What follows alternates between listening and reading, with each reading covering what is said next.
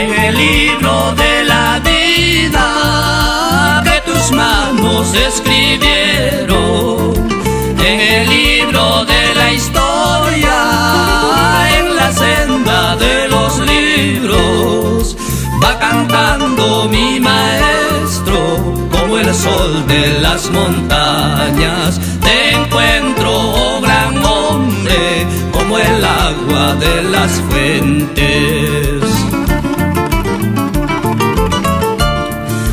En ardientes arenales, una selva sin quebradas, en tus aulas, en los barros, en tu techo de miseria, vas sembrando en el cielo las estrellas del mañana, vas sembrando más luceros en los ojos de tu pueblo.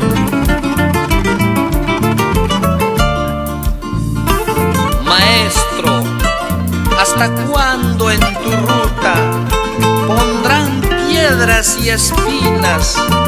¿Hasta cuándo en tu mesa habrán hierbas sin aromas?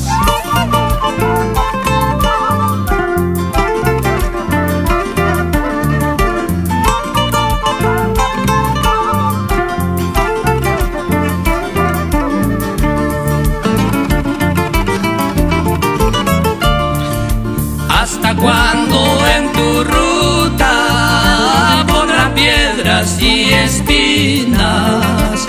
¿Hasta cuándo en tu mesa habrán hierbas sin aromas?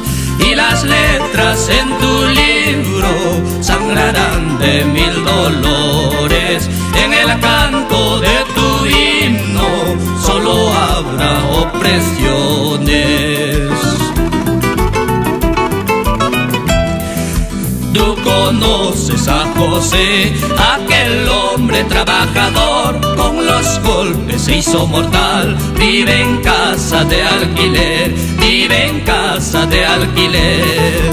Tú conoces a Jesús, aquel hombre educador, con los golpes en su haber, siempre vive de su sudor, con el pueblo triunfará.